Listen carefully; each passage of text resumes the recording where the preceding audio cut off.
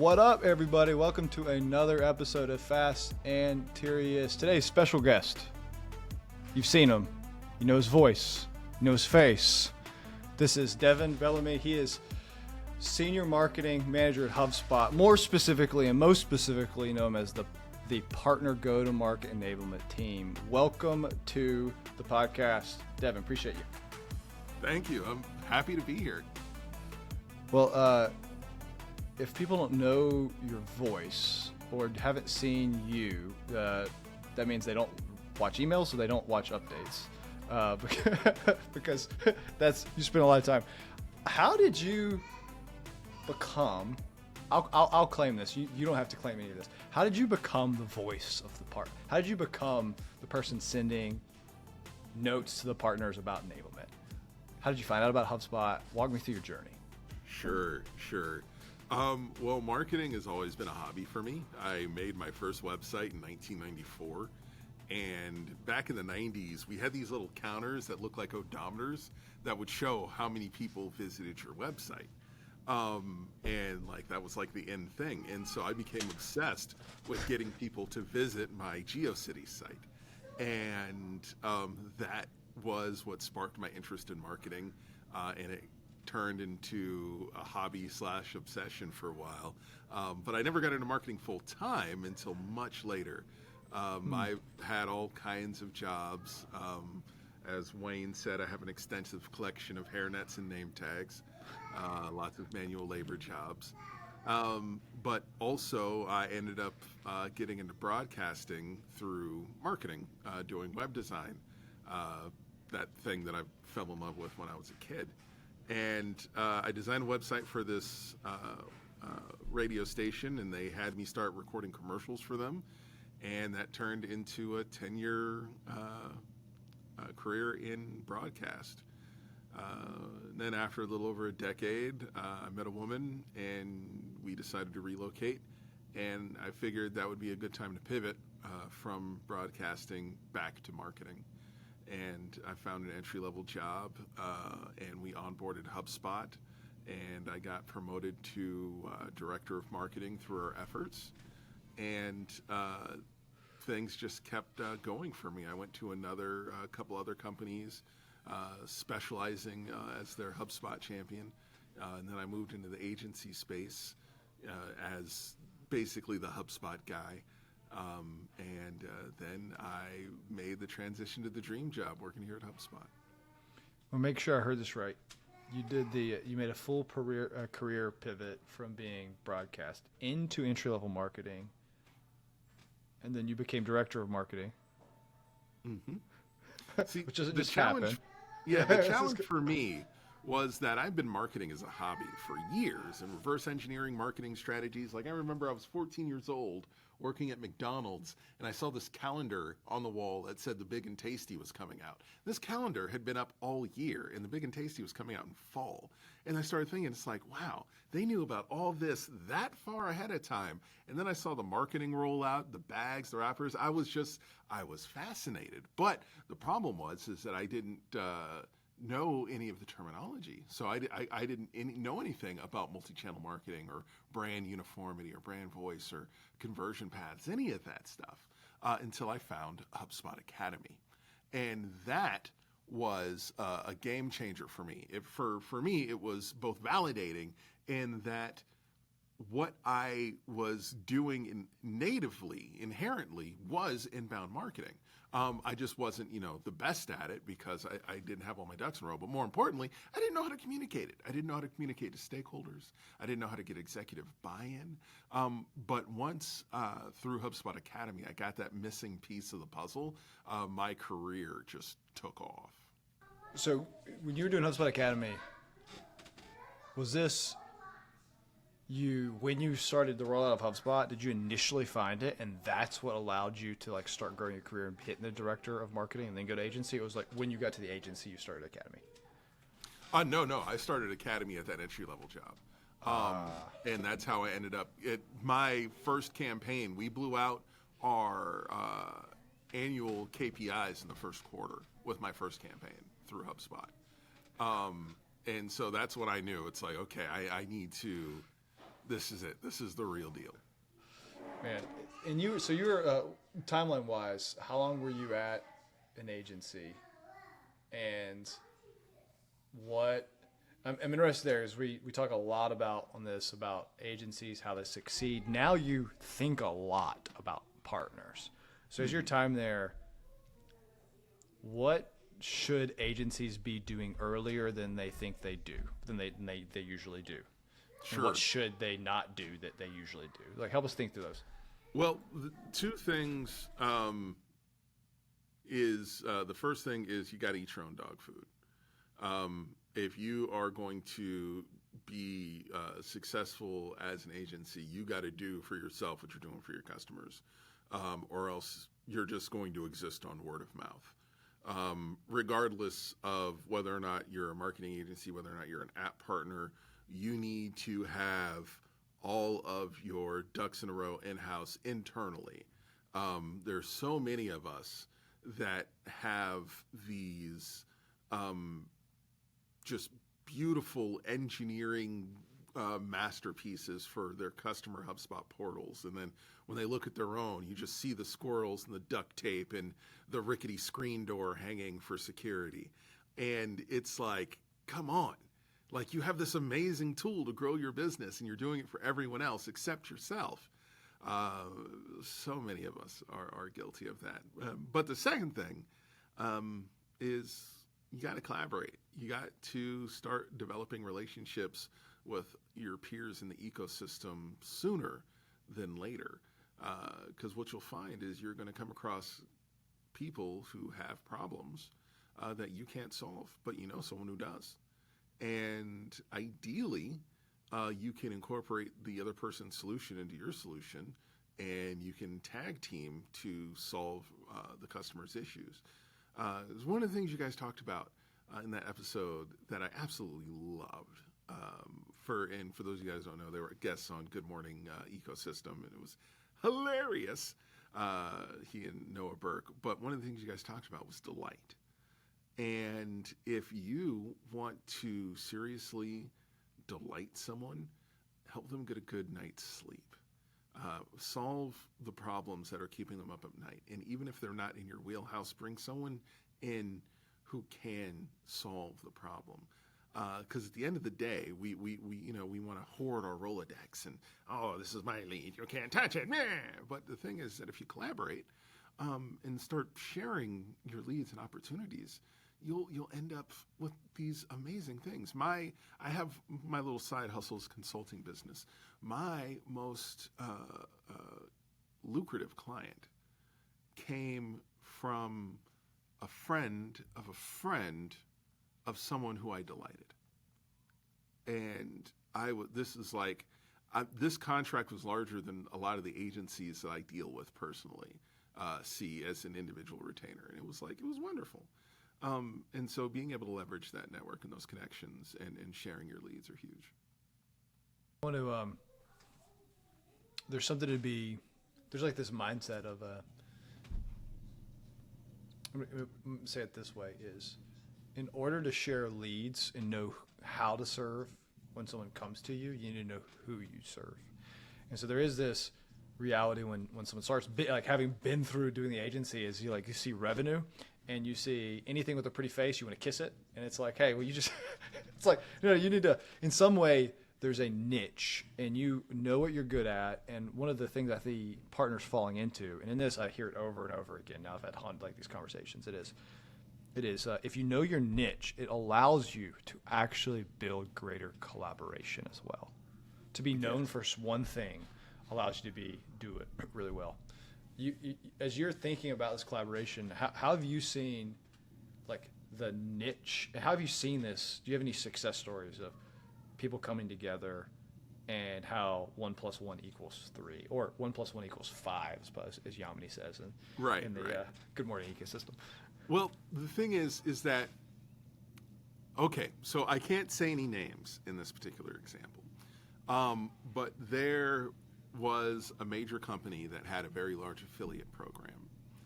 And this large company used HubSpot, but also used other SaaS solutions for their very, very, very, very large affiliate program, like very well known. If I say the company's name, you'll be able to name both the company and some of their affiliates. It's like that big. So they went to a HubSpot solutions partner for some of their campaign things around their affiliate marketing, and they could have immediately turned it down because they don't handle the integration. It was required a custom integration between the affiliate tracking software and HubSpot, and the marketing automation and all that. But what he ended up doing was partnering with an app partner and solving for this massive thing that I think is still paying out. And this contract was from like almost 10 years ago. And all I know is that the affiliate program is still a thing, and I can look in and still see that agency's name attached to it. So they're still doing stuff. And the thing is, I don't know if these two companies ever work together again, the solutions partner and the app partner. But what I can tell you is that they both practice that methodology of partnering and networking and bringing people in. And if you look at the partner ecosystem and look at the elite partners, the one thing that almost all of them have in common is their willingness and ability to collaborate.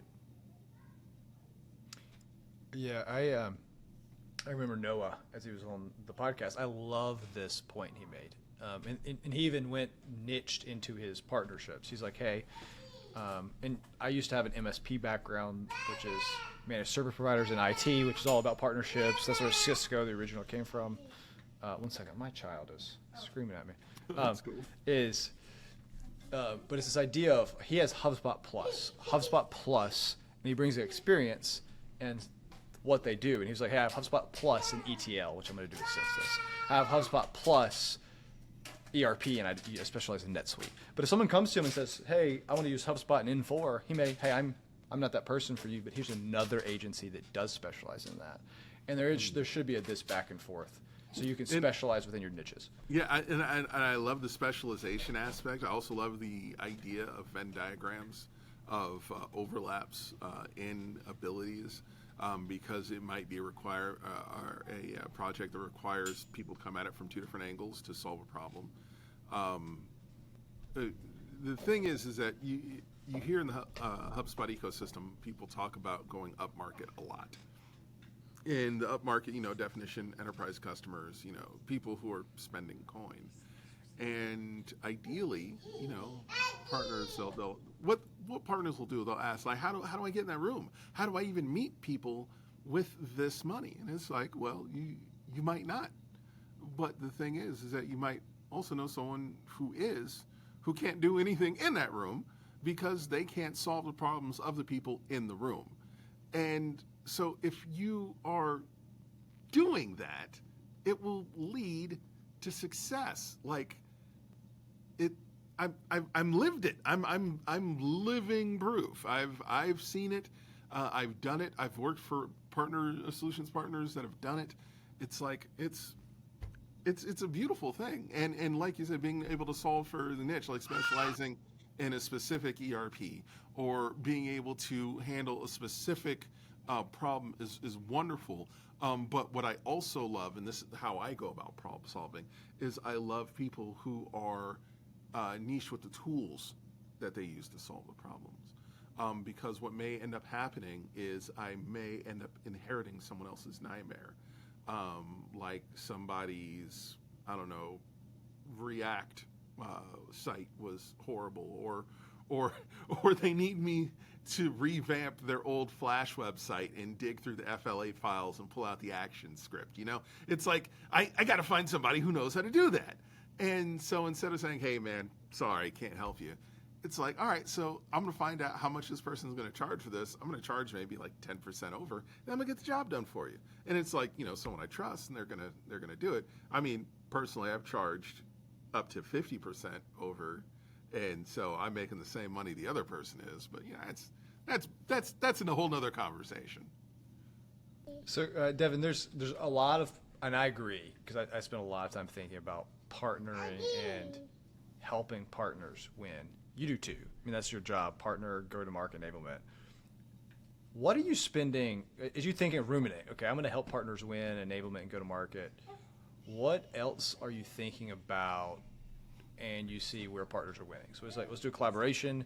And I say this, hey, partners anywhere, go find some app partners or other partners that don't do the thing you specialize in. Or as an app partner, do it even better than what you think and go date, go flirt, go have some marriages, like, right? And you might get in some rooms that you didn't think you'd be in. What else should a partner be thinking about, and what else are you spending time thinking about and helping them do? Getting educated. HubSpot is a constantly evolving tool, and staying on top of it is it's continuing education, and it's more than just going through Academy. It's learning the tools, touching the tools, but also incorporating the tools into the overall strategy of whatever it is that you're trying to accomplish for your customer. It's easy to stick with what you know and to stick with the bare bones tools, landing pages, web pages, email tool, workflows, lists, things like that. But when you start showing them the power of the campaigns tool and centralized reporting, where they can see the dollar attribution to specific pushes and specific campaigns. That's huge. And of course, tracking URLs, social media scheduling. There's so many little things, like little tools that can make their brand and their marketing that much better, and also just make your job that much easier, leveraging Content Hub, things of that nature. I think this is a giant one where I did a report. There was more than a product update a day last year. There's already been hundreds so far this year, which if we do the count, that's more than an update a day. It is hard to keep up with HubSpot and go to market, but you can generally also give advice. You can generally know where HubSpot's going. So HubSpot is going to do what? They're going to add more AI to the platform. So we should probably be thinking about adding AI services, because people are going to pay money for you to teach them how to use it. And HubSpot's only going to invest further in it. Thus, align your go-to-market with what HubSpot says. I'd give that to partners. Start thinking about that as a service. And you could just do that. Are we going to Service Hub, which, as we just did a new rendition there, with you can see where HubSpot's going, and you should start thinking about and testing sales and portions around it. Devin, what if you had to? Let's say you're a new HubSpot agency's coming and they're starting. What are the 3 pieces of advice from a veteran now? What would you tell them? Hey, you need to do X, Y, and Z. What would your 3 pieces of advice be? First and foremost, go to HubSpot Academy, get the certifications, and make HubSpot, part of your core offering. Think about how you're going to solve for the customer, and then how you're going to use HubSpot to do it. People tend to confuse HubSpot with a magic wand. They can tend to confuse it with another person, saying, no, it's a tool just like anything else. And it will work for you if you have a plan to work with it. So get educated, get a plan, and be your own guinea pig. All the tools, all of the functionality that's in there, new partners get a demo portal that they can do whatever they want with.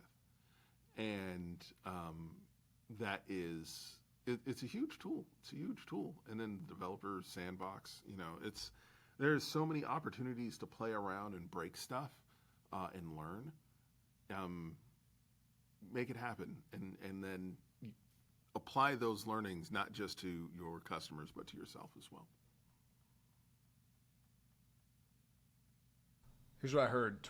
This is, you're a new partner, you're coming into HubSpot. Number 1, and I would say build a service around accomplishing value, and the tool should just be a natural conclusion. Oh, well, the easiest way to execute this function of the service is the tool. And that's so frustrating working here at HubSpot because I can't be an agency while I'm working at HubSpot. Like there are people who ask me for advice and I tell them it's like this, you need to do this, that, and this. And then they'll say, okay, cool. What should I use? And I'll be HubSpot. And they say, why you say it like that? It's like, because I can't help you with it. And they're like, oh, that sucks. I'm like, I know, but it's the best. But it's frustrating. But the thing is that the tool is so amazing. And once you find the problems and then outline a road to the solution using some of these amazing learnings that you've picked up in Academy, you'll find that the path of least resistance technologically is implementing HubSpot into your solution. Yeah, this is the problems, the solves, which are going to be functionally specific, will be like what all naturally lead to HubSpot, and it makes it really simple. And you never sell HubSpot; you sell your services done on HubSpot. That's another thing. That is an excellent point, and thank you for bringing that out. HubSpot doesn't need help selling HubSpot. HubSpot is really, really good at selling HubSpot. Where agency owners come in, especially solutions partners and app partners, is what happens next. The thing is that I've known so many people who have gotten HubSpot and then signed on the dotted line, and that was the end of the conversation. They never even scheduled their onboarding because they didn't know where to begin. Like, I remember HubSpot onboarding originally, it was all about, okay, we're going to help you get your first marketing campaign across the finish line. That was back when it was just Marketing Hub, when that's what HubSpot was.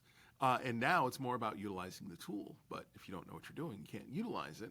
And that's where partners come in to save the day like superheroes and be like, okay, so here's the plan, here's what we can do, and here's how we can implement it. Yes. And I'm going to be...